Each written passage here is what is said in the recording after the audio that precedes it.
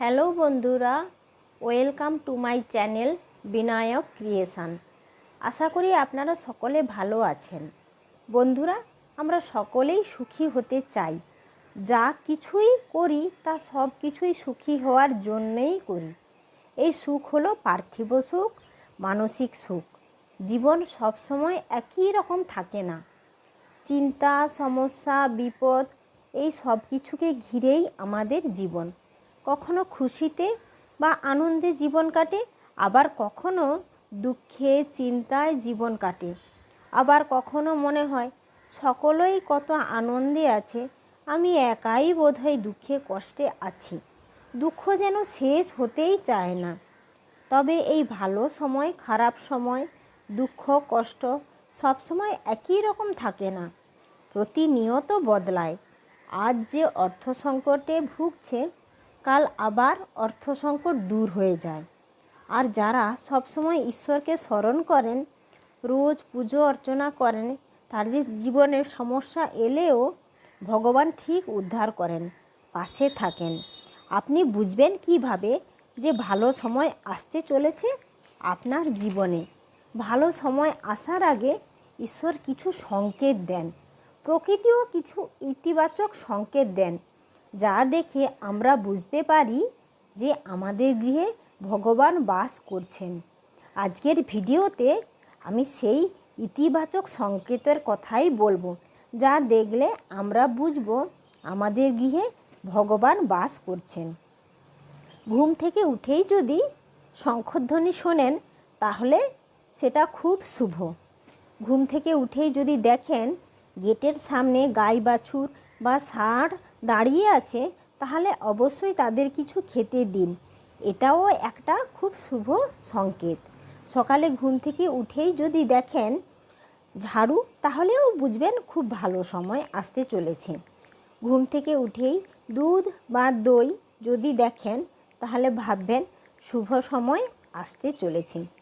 যদি দেখেন রোজ ব্রহ্মমুহূর্তে আপনার ঘুম ভেঙে যাচ্ছে বা ব্রহ্মমুহূর্তে খুব ভালো স্বপ্ন, যেমন ঠাকুরের স্বপ্ন, ঝাড়ুর স্বপ্ন, ধান ক্ষেতের স্বপ্ন, শঙ্খ বা পেঁচার স্বপ্ন, মা লক্ষ্মী বা গণেশের স্বপ্ন, ঝুড়ি ভর্তি ধান, টাকা পয়সা, এই সবের স্বপ্ন দেখেন, তাহলে ভাববেন জীবনে ভালো সময় আসতে আর দেরি নেই।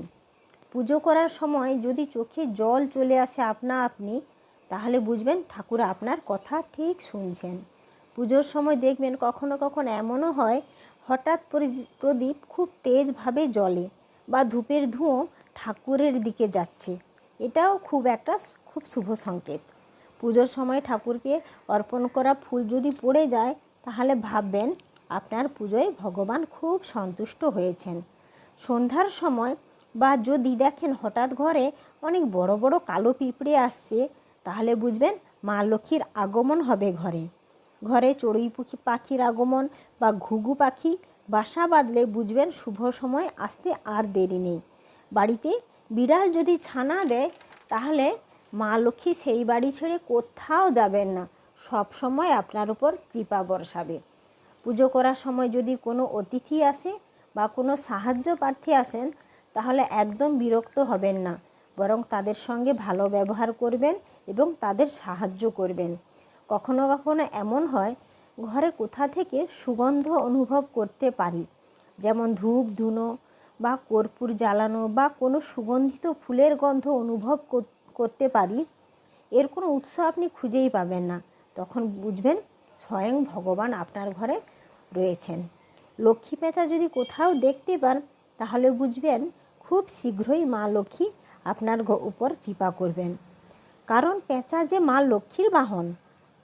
যে ব্যক্তির নিজের ক্রোধের ওপর নিয়ন্ত্রণ থাকে, যে ব্যক্তি গুণী বা জ্ঞানীদের বা বড়দের সম্মান করেন, সব সময় ভদ্র নম্র থাকেন, যে কোনো পরিস্থিতি সহজ সরলভাবে মেনে নিতে পারেন, ভগবান সবসময় তাদের সঙ্গে থাকেন।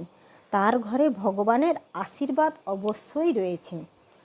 অনেক সময় এমন হয় যদি খুব আঘাত পাই বা কেউ আপনজন ছেড়ে চলে যায়, তখন খুব কষ্ট হয় এবং রেগে বলি আর ঠাকুরের পুজো করব না। তা সত্ত্বেও ঠাকুরের পুজো অর্চনা করি, ঠাকুরের কাছে কষ্টের কথা জানাই, দুঃখে কাতর হয়ে যায়, তখন বুঝবেন স্বয়ং ভগবান আপনার কথা শুনছেন। আসলে ভগবান সবসময় আমাদের মধ্যে একটা ইতিবাচক শক্তি নিয়ে আসেন, আর ঘরের সমস্ত নেতিবাচক শক্তি, চিন্তা ভাবনা সব দূর করে দেন। আমরা যখন ভগবানের জন্য কোনো প্রসাদ বানাই, তা অন্য সব খাবারের থেকে একদম আলাদা হয়। সেই ভগবানের ভোগের এক আলাদাই স্বাদ, গন্ধ হয়, যা ভীষণই সুস্বাদু হয়। তখনই বুঝবেন স্বয়ং ভগবান আপনার সে প্রসাদ গ্রহণ করেছেন। বন্ধুরা, এই সকল সংকেত আপনারা কেউ যদি পেয়ে থাকেন, তাহলে বুঝবেন আপনার গৃহে স্বয়ং ভগবান বিরাজমান বা বাস করছেন।